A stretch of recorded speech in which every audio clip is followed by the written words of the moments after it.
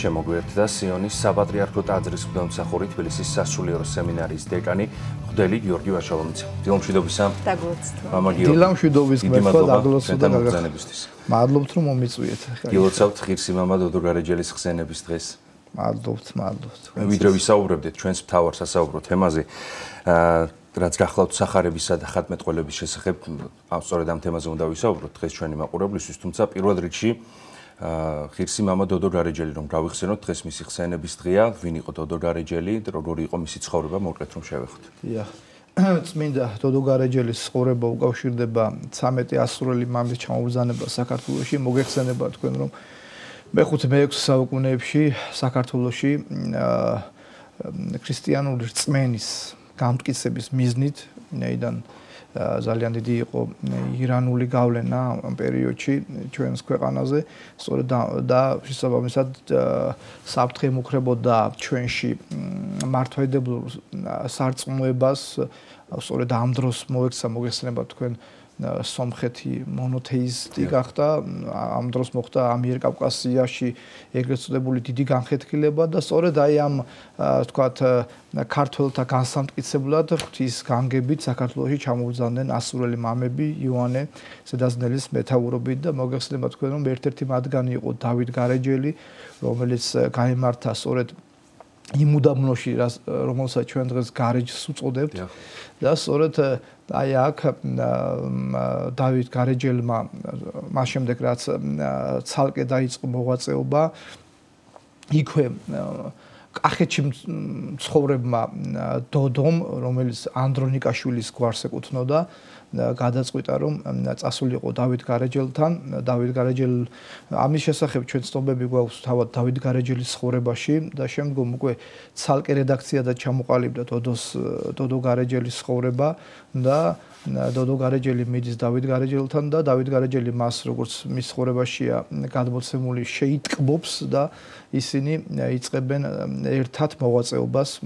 შემდგომ ამისა უკვე დოდო გარეჯელი განეყოფა, ვინაიდან გამრავლდება საძმო და დავით გარეჯელის კურთხევით განეყოფა მას და ცალკე მიდის, თუმცა იქვე იმ უდაბნოში, მაგრამ ცალკე, სწორედ იქ სადაც დღეს დოდოს რქის მონასტერი არის ცნობილი და იქ დაეყუდება, იქ ჯერ თქვათ საძმოსთან ერთად ცხოვრობს და შემდგომ გადაწყვეტს რომ მარტო დაეყუდოს, ვინაიდან მარტო მყოფობის დიდი სურვილი ჰქონდა, როგორც მის ცხოვრებაში აღნიშნული და ასეც ხდება.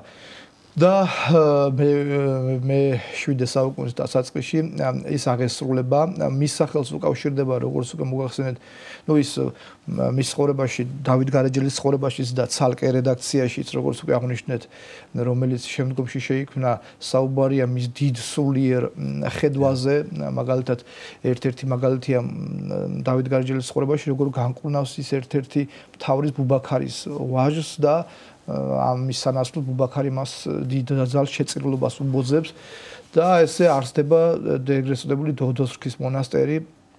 მოგეხსენებათ, ეს არის კლდეში ნაკვეთი ტაძრების და ასე ვთქვათ კელიების კომპლექსი, როგორც მთლიანად გარეჯის უდაბნო მოგეხსენებათ, კლდეში ნაკვეთი კომპლექსია.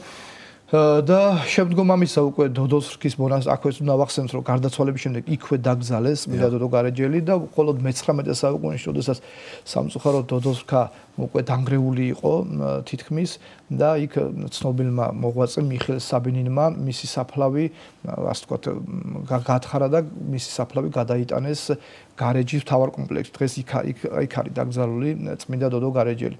ხოლო ეს მონასტერი, როგორც აღნიშნეთ, დოდოს რქის მონასტერი მე-12 საუკუნეში სამეფო მონასტრადაც კი ითვლებოდა, რაც ნიშნავს, რომ განსაკუთრებული მზრუნველობა იყო სამეფო ხელისუფლების მხრიდან ამ მონასტერზე. შემდგომ საქართველოში მიმდინარე აუბედითი მოვლენების გამო თითქმის განადგურდა და აი 2010 წელს აღდგა ამ მონასტერში საბერო ცხოვრება არქიმანდრიტი სერაპიონის ხელმძღვანელობით, რომელიც დღესაც მოღვაწეობს იქ და უნდა აღვნიშნოთ, რომ ფაქტობრივად მათ აი მიწაში და კლდეში დამარხული ეს კომპლექტი საკუთარი ხელებით გამოათავისუფლეს და დღეს აქ უკვე მიმდინარეობს სამონასტრო ცხოვრება და წირვალოსვა. ბატონო და ეს ძალიან მნიშვნელოვანია, ძალიან მნიშვნელოვანი მონასტერი გახლავთ თავისი არქიტექტურით, ასევე ბრწყინვალე საეკლესიო მხატვრობით მე-12 საუკუნის ეხლა ხან აღმოჩნდა სხვათაშორის მე-12 საუკუნის მხატვრობა ასევე მხატვრობის სხვადასხვა ფენები გვაქვს და კანკელის განსაკუთრებული სახე გვაქვს თავარ ტაძარში და თავად იმ კელიაში სადაც დოდო გარეჯელი მოღვაწეობდა იქაც ესე იგი მხატვრობის უნიკალურ სახეს ხვდებით შუა საუკუნეებისა. მამ გიორგი, ჩვენი სასაუბრო თემა არის თუ რა კავშირია სახარება და ხათმეტყველება ერთმანეთთან და როგორ შეიძლება ვთქვათ ეს ყველაფერი მაყურებლისთვის უფრო გასაგები რომ გავხადოთ. დიახ, სახარებასა და ხათმეტყველებას შორის ძალიან მჭიდრო კავშირი გახლავთ. ფაქტობრივად ხათმეტყველება განიხილება როგორც ვიზუალური ღვთისმეტყველება და უნდა ითქვას პირველეს ყოვლისა ის რომ ხათმეტყველების საფუძველი ეს გახლავთ ცեղმერთის განკაცება ცნობილია რომ მაგალითად ძველი აღთქმის პერიოდში აკრძალული იყო გამოსახულებათა თაყვანისება გამომდინარე იქიდან რომ არ იყო განკაცებული ღმერთი და როგორც წმინდა იოანე დამასკელი თავის ცნობილ ნაშრომში ხათმეტყველების შესახებ სამი სიტყვა ბრძანებს რომ ის რაც უხილავი იყო ვერ გამოისახებოდა, ის რაც შეუხებელი იყო ვერ შევეხებოდით და უკვე არახან ახალ აღთქმაში უხილავი ხილვადი გახდა საუბარია ცեղმერთის განკაცებაზე, ამიტომ ამას საფუძველი დაუდო ხათმეტყველებას და ესეც უნდა ითქვას რომ თავად პირველი გამოსახულებების შესახებ საფუძველი ჩვენ უშუალოდ სახარებულ უთხრობაში გვაქვს, მაგალითად ცნობილია რომ მათესახარებაში თქვენიცით არის გადმოცემული სიზღლდინარე ქალის განკურნების ისტორია. ეს არის როდესაც მაცხოვარი იაიროსის ასულის კუდრეთის აღსადგენად მიემართება გზად მათ ხდება სიზღლდინარე ქალბატონი, რომელიც ფიქრობს რომ თუ კი მე მას შევეხები განვიკურნები და ასეც ხდება და მაცხოვარი შემდგომ ამბობს რომ ვინ შემეხო მე და ეს ქალი აღიარებს ყველაფერს და მაცხოვარი რა თქმა უნდა მას შეუნდობს სოდვებს და ამით ამ ქმედებით წარმოაჩენს მის დიდი წმენას ხალხთაცნაში. ხა ჩვენ რატო მოვიხმეთ სახარებიდან ეს ეპიზოდი, როდესაც ამ ეპიზოდის განმარტავს იოანე ოქროპირი და იოანე ოქროპირის ქართულ თარგმანში, რომელიც ექვთიმე ათონას ეკუთვნის, ექვთიმე ამბობს ასეთ სიტყვას რომ ეს ქალი არ დარჩა უმადლო, ანუ მადლიერი დარჩა, არ დარჩა უმადლო მაცხოვრის მიერ გაკეთებული აღსრულებული ქმედებისა, კურნებისა და მან ამის სამადლოდ სახში დაბრუნებულმა აღმართა იესო ქრისტეს ქანდაკება, გამოსახულება. და აი ეს სხვათაშორის ეს უნდა თქვათ რომ ბერძნულ ტექსტში არ წერია ეს არის ექვთიმესეული ჩანამატი ფაქტია რომ ექვთიმე ათონელი უდიდესი წმინდა ქართველი ათონელი მამა საფუძვლის სერიოზული საფუძვლის გარდა რა თქმა უნდა ამ ჩანამატს არ გააკეთებდა შესაძლოა ბერძნულში სიყოდა შემდგომ დაიკარგა ესეც ხშირად ხდება ხოლმე მაგრამ ფაქტია რომ ასე იყო გარდა ამისა ჩვენ გვაქვს ავგაროზის ეპისტოლე აპოკრიფული ეპისტოლე გახლავთ რომლის მიხედვითაც მაცხოვარი უკაცრავად ავგაროზი ედესის მეფე სთხოვს მაცხოვარს განკურნებას და მაცხოვარი მასთან არ მიდის მაგრამ უგზავნის ტილოზე აღბეჭდილ სახებას აი ჩვენ გვაქვს კიდეს აი ანჩის ხატის შემდგომ მისი ასლია როგორც მოგეხსენებათ და ანუ ესეც თავისთავად ცხადია ხათაყვანისმის კურთხევად აღიქმება შემდგომ ამისა უკვე ჩვენ მე სახარება რახან ჩვენი დღევანდელი თემის სასაუბრო თემა გახლავთ სახარება და ღვთისმეტყველება უნდა ითქვას ის რომ სახარების დასურათება ხდებოდა ძალიან ხშირად ანუ ჩვენ გვაქვს ძალიან ბევრი სახარება მათ შორის ქართული რედაქციებითაც რომელიც დასურათებულია ილუსტრირებულია ეგრეთ წოდებულად და ტექსტს ფაქტობრივად მისდევს ხოლმე შესაბამისი იკონოგრაფიული ჩანართები რომელიც აღწერს კონკრეტულად იმ ისტორიას რომელიც ამა თუ იმ გვერდზეა გადმოცემული თქვა თხრობისა ეს ერთი მეორე აი ესა ძალიან მნიშვნელოვანი კიდევ რომ ჩვენ სახარებაში ხშირად გადმოცემულია უკაცრავად იკონოგრაფიაში რომელიც სახარების საფუძველზეა შექმნილი ხშირად გადმოცემული არა მარტო ის თქვა რა წერია იქ არამედ ეგზეგეზაც ანუ რა იგულისხმება და როგორ განმარტავენ მამები ამა თუ იმ თქვათ სახარების სეულ ეპიზოდს. მამა გიორგი ძალიან საინტერესო და მნიშვნელოვან საკითხს ესაუბრებთ. საინტერესოა გასაგებ ენაზე რომ აუხსნათ ჩვენს მაყურებელს სიამოვნებით მოგისმენთ ბუნებრივია ჩვენს როგორ გადმოსცემს ხათმეტყველება კონკრეტულად ამა თუ იმ სახარებისეულ მოვლენას. დიახ. აი მოგახსენებთ როგორც უკვე ჯერ უნდა ვთქვათ ის რომ ადრექრისტიანულ ხანაში სახარებისეული ასე ვთქვათ მოვლენები გადმოიცემოდა ძირითადად სიმბოლური ხასიათით, აი როდესაც ფაქტობრივად საღვთისმეტყველო ლიტერატურასთან ერთად იქმნება და ვითარდება საეკლესიო მხატვრობაც, პირველი ვთქვათ მხატვრობის ნიმუშები ჩვენ შემორჩენილი გვაქვს მაგალითად რომის კატაკომბებში. თქვენ მოგეხსენებათ ადრექრისტიანულ ხანაში იყო ასეთი მიმართება ქონდა ეკლესიას, რომ ძალიან ხშირად როგორც ლიტერატურაში ისე ხატმეტყველებაში რომ ფაბულად იღებდა წარმართულ თქვათ ისტორიებს და გარდაქმნიდა ქრისტიანულ ყაიდას. აი მაგალითად იყო ასეთი რომაული მითი ორფეოსის შესახებ, რომლის მიხედვითაც ეს ორფეოსი იყო თქვათ ჯადოქარი მწყემსი, რომელიც სალამურს უკრავდა და აჯადოვებდა ასე თქვათ წყვრებს. ეხლა ეს როგორ გარდაქმნა ქრისტიანობამ, რომ ორფეოსში განჭრიტა ქრისტე, სალამურში ქრისტეს მოზრება, ხოლო წყვრებში პირველი ეკლესიის მრევლი და ჩვენ ასეთი გამოსახულებები გვაქვს მწყემსი კეთილი ad წოდებული, ან მწყემსი კეთილი მოგეხსენებათ ივანეს სახარებაში მასწავლებს ანას, რომ მე ვარ მწყემსი კეთილი. აი ეს მწყემსი კეთილად სათავუდებოდა ასეთი ტიპის გამოსახულებები. ქონდა ჩვენ თევზის გამოსახულება, თევზი ბერძნულად იხთიოსეს აბრევიატურა გახლავთ, რაც იშიფრება იესო ქრისტე ღმერთი ჩემი მაცხოვარი, ანუ ეს განკაცებული ღმერთის მას გადმოსცემდა განკაცებული ღმერთის არს გადმოსცემდა და ასე შემთხვევაში ჩვენს გავსი გამოსახულება საქართველოშიც გვაქვს ბოლნისის სიონში.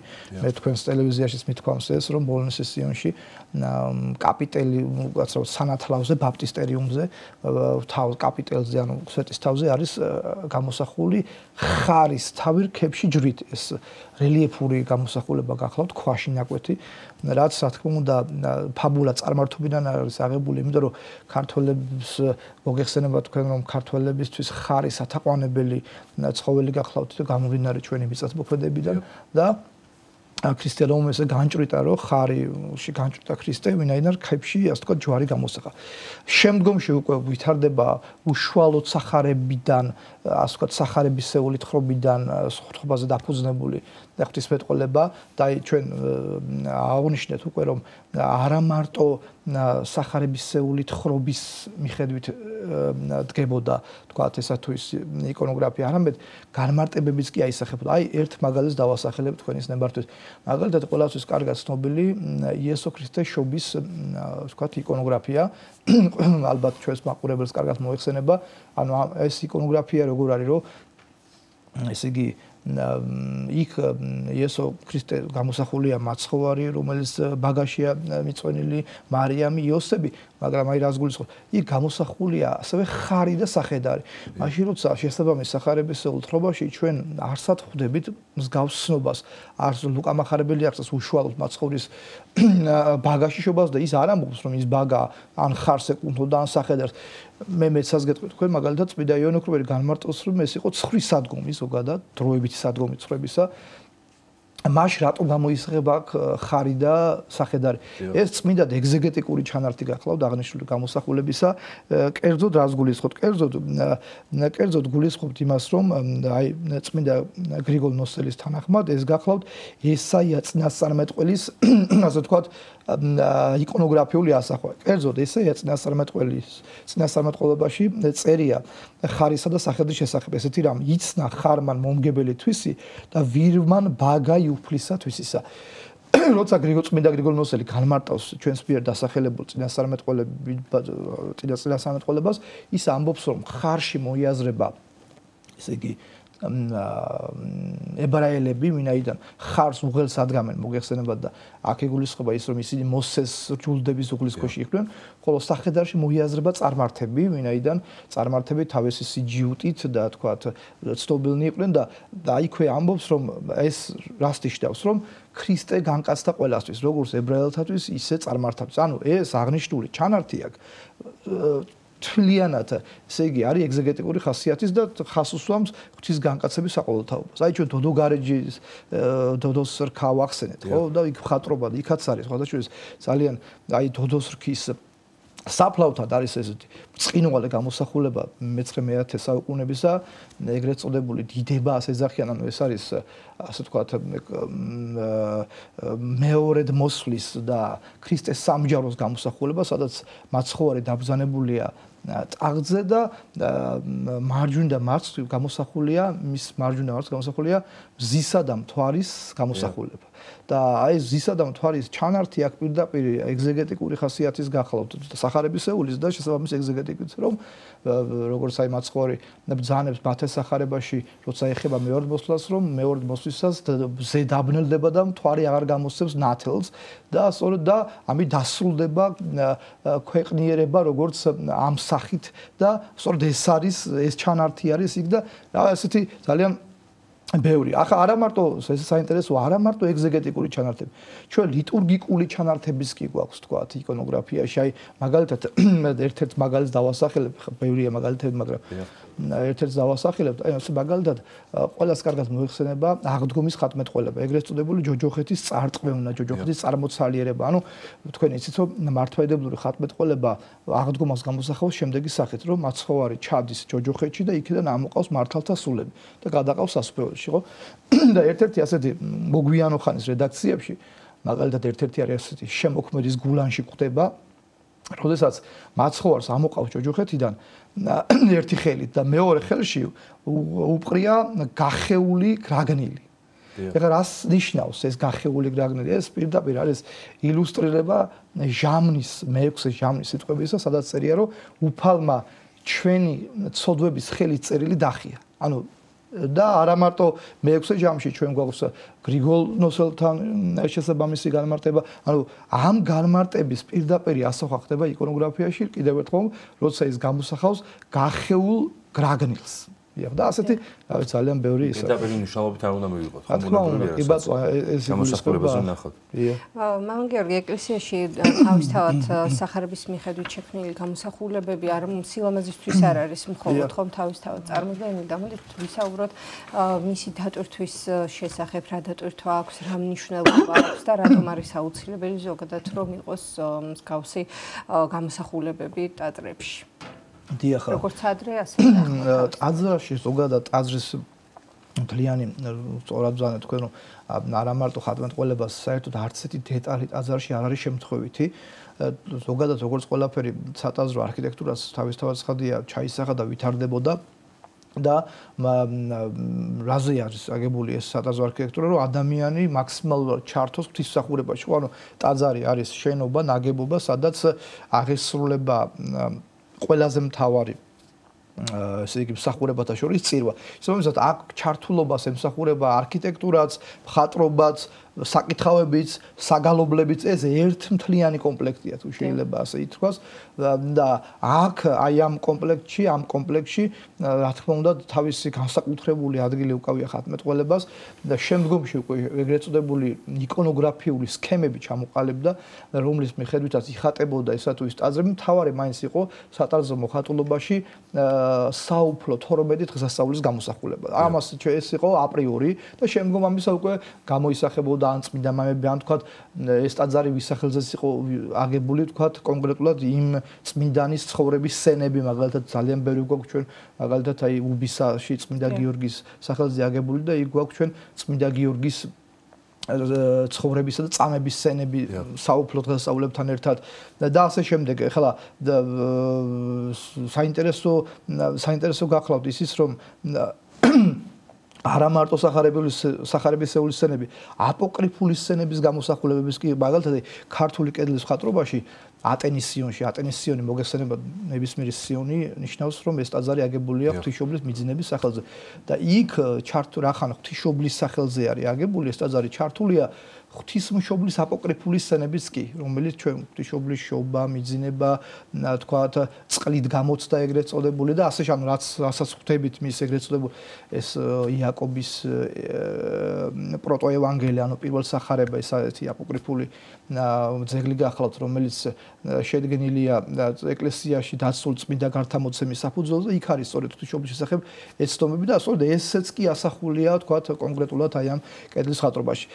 აი მე მეცაც გეტყვით, იყო ასეთი შემთხვევები ეკლესიის ისტორიაში, როდესაც აი მაგალითად კონკრეტული მწვალებლობა მძვინვარებდა ხოლმე და თქვენ მოგეხსენებათ ამ მწვალებლობების გამო იყო, როცა ეს 7-ვე მსოფლიო საეკლესიო კრება და ასევე ძალიან ბევრი ადგილობრივი კრება იმართებოდა და განიხილავდნენ და შემდგომ გმობდნენ თავის თავაცხადია ამ წვალებლობებს და სწორედ ამის საფუძველზე შეიქმნა ძალიან ბევრი ლიტერატურა, საფრთხესმეტყველო ლიტერატურა, რომელიც დღეს ჩვენთვის ვთქვათ თუ შეიძლება ითქვას, რომ საეკლესიო წიაღში ერთ-ერთი დასაყრდნობია და არა მარტო ლიტერატურით ებრძოდა, ასე ვთქვათ, ეკლესია ამ წვალებლებს, არამედ ხატმეტყველებით. აი მაგალითად ერთ მაგალითს მოვიხმობ, ცნობილია რომ მე-14 საუკუნეში იყო ასეთი ადამიანი ბარლაამი ეგრეთ წოდებული, რომელიც ამბობდა რომ ფაქტობრივად ასეთი მოძრაობა ქონდა მას რომ ის ნათელი რომელიც ფერისცვალებისას გამომწყინდა განკაცებული ღმერთის მიერ თაბორის თაზე იყო ქმნილი. ქმნილი იყო და არ იყო უქმნელი და ამის ესე იგი საპირწონედ გაიმართა კრება 1341 წელს 10 ივნისს აია სოფიას ტაძარში და ამ წვალებლობამ დაგმო, ვთქვათ, ამ კრებამ დაგმო ეს წვალებლობა და სწორედ ამ დროს წმინდა გრიგოლ პალავამ დაწერა ძალიან ესეთი ცნობილი ტრაქტატი, ჰომილია ფერიცვალების ნათლის უქმნელობის შესახებ და აი ეს თქვათ მოვლენები აი ეს ხატმეტყველებაში რას გულისხმობთ? აი მე-15, მე-16, მე-17 საუკუნის ფერიცვალების უშუალოდ კონკრეტულად ფერიცვალების ხატმეტყველებაში განსაკუთრებული გამძაფრებულებით გამოისახებოდა ქრისტე რომელიც მანდორლაშია ჩაწერილი. ეხლა ეს მანდორლა მოგეხსენებათ არის წრე, რომელიც გამოხატავს ხატმეტყველებაში საღვთო ბუნებას და ამ საღვთო ბუნების უძლეველობას. აქვე უნდა თქვათ ისიც ჩვენ რომ ფერიცვალებისაც აი შეყვასებთ ჩვენ წელემაყურებელს რომ წმინდა გრიგოლ პალავას მიხედვით ფერიცვალების ღმერთს რაიმე ახალი კი არ გამოულენია და როგორც თვითონ ბრძანებს კი არ შეცვლა იმად რაც არ იყო, არამედ მან გამოავლენო ეს თქვათ ნათელი რომელთაც ის გაბწყინდა იყო მისი კუთვნილი ნათელი, ანუ საღვთო ბუნება გამოავლენა მან დატევნისაებრ კაცთა თავისთავადია ჩვენ ვიცით რომ ზეღმერთში ორი ბუნებაა ხო საღვთო და კაცობრივი და აი ეს საღვთო ბუნება ესე წერს წმინდა მოძღვარი რომ გადმოღვარა მან ასე თქვათ სხეულზე და სწორედ და ამას ფერიცვალება ასახავს მაცხოვარი რომელიც მანდორლაში ანუ ეგრეთ წოდებულ წრეში შარავანდედშია და ჩაწერილი და აი ეს თქვათ შარავანდედი გამძაფრებულად გამოისახება სწორედ აი ამ ეპოქის ხატმეტყველებაში ჩვენ საქართველოშიც გვაქვს ამის არაერთი იგივე უბისა დავასახელეთ თქვათ შემოქმედის მონასტერში ზარზმის მონასტერში რა ვიცი ამ ეპოქის მე-16 მე-17 საუკუნის ფერიცვალება აი ამაზე მეტყველებს და ამის რა ვიცი არაერთი მაგალითის დასახელება შეგვიძლია. მამა გიორგი აი ჩვენს რეალურ თანამედროვე ცხოვრებაში რომ განვიხილოთ ძალიან საინტერესოა რა მნიშვნელობისაა ზოგადად სახარების და წმინდა წერილის ცოდნა. რა როლი აქვს და რა როლი უნდა გქონდეს სინამდვილეში ჩვენ ცხოვრებაში წმინდა წერილის ცოდნას, რას გვასწავლის? დიახ, ძალიან მართებული კითხვა გახლავთ და იმიტომ რომ სახარება ეს გახლავთ, მოდით ასე ვთქვათ, პირველ წყარო, ხო? ანუ ეს არ არის რაღაცა მარტო ოდენ წიგნი, ისტორიული წყარო, რომელიც დაიწერა და ახლა ჩვენ შეგვიძლია რომ ის როგორც ისტორიული წყარო მხოლოდ ისე გამოვიყენოთ. არავითარ შემთხვევაში ეს არის ასე რომ ვთქვათ, ესეც უწოდებენ მას მარადიული აწმყო, რომლიდანაც სრულიად საეკლესიო მოძღვრება, ანუ სახარება ყველაფრის საფუძველი. შესაბამისად სახარების ცოდნა ძალიან მნიშვნელოვანია, თუკი იცით აი როგორ არის რომ თუკი ნებისმიერი თქვათ სფერო, ხო? ნებისმიერი სფერო რომ ვიცოდეთ უნდა გავიგოთ რა არის ამ სფეროს თქვათ სტრუქტურა, ხო ასეა? თუკი ადამიანს სურს იყოს ქრისტიანი, უპირველეს ყოვლისა მან უნდა წაიკითხოს სახარება, იმიტომ რომ წარმოუდგენელია შენ ქრისტიანად იწოდებოდა და არ იცოდეს სახარება. აქ არ არის საუბარი ახლა სიღრმისეულ ცოდნაზე და ეს თუ იქნება რა თქმა უნდა მხოლოდ მისასალმებელია, მაგრამ სახარების ცოდნა ქრისტიანის უპირველესი მოვალეობა გახლავთ და უპირველესი დანიშნულება. საზეპიროდ არავინ არ გქონდა. რა თქმა უნდა, შინაარსი თავისთავად ცხადია, იმიტომ რომ კიდევ ერთხელ რომ ჩვენ ვეთაყვანებით განკაცებულ ღმერთს და განკაცებული ღმერთის მოსაგრეობის შესახებ ჩვენ გვაქვს სახარება და თუკი ჩვენ ვეთაყვანებით იმას, რაც არ ვიცით თავისთავად ცხადია, ეს დაშორებულია, ასე თქვა და რეალურ ქრისტიანულ ცხოვრებას. ერთ-ერთი მოძღვარი ბრძანებს რომ საეკლესიო მოძღვარი სახარების კითხვა ეს არის ყველაზე დიდი ლოცვა. ვინაიდან ამ შემთხვევაში წარმოიდგინეთ თავად მაცხოვარს ეხები და ესაუბრები. აი ის რომ სახარება მარადიულია და იქ ცნებები რომელიც ანუ ჩვენი ცხონებისთვის რაც საჭიროა აბსოლუტურად ყველაფერი სახარებაშია მოცემული. და მაცხოვარი ბრძანებს რომ ყველა ცადა მიწა გადავა და ერთი იოტაც კი არ შეიცვლება რომ არ ახსოვდეს რაც სახარებაშია დაწერილი. ამას ნიშნავს რომ ეს არის სწორედ ზედროული წიგნზე აღმატებული წიგნი, რომელიც თავისუფლად ცხადია 4 მახარებელთა მიერ სული წმიდის მადლით დაიწერა და მისი გაცნობა ქრისტიანისთვის აუცილებელია და რა თქმა უნდა ამის შემდგომ იგივე მსჯელობის ჭრილი შეგვიძლია ჩვენ განვარცხოთ სრულიად ბიბლიაზე. განსაკუთრებით ძველ აღთქმაში მოსეს 5 წიგნეულზე, ვინაიდან სადაც მოთხრობილია თუ როგორ შექმნა ღმერთმა სამყარო და როგორ დაეცა შემდგომ ადამიანს. ეს ერთ ჭრილშია თუ ჩვენ ვერ გავიგებთ ზეღმერთის განკაცებას, თუ კი თქვათ არ გავეცდობით სამყაროს შექმნას, იმიტომ რომ სამყაროს შექმნის და დაცემის შემდგომ გახდა უკვე საჭიროება ღვთის განკაცებისა. ეს ერთმანეთთან ღვთის განკაცების ერთადერთი საფუძველი ეს გახლავთ ადამიანის დაცემულობა და ამიტომ ეს რა თქმა უნდა ძალიან მნიშვნელოვანია. ძალიან დიდი მადლობა მამა გიორგი მოგზაურობისა და საინტერესო საუბრისთვის თარგმნილებებით. სიონის საპატრიარქო ტაძრის მღვდელმსახური თბილისის სასულიერო სემინარიის დეკანი მღვდელი გიორგი ვაშალომიძე იყო ჩვენი სტუდიის სტუმარი.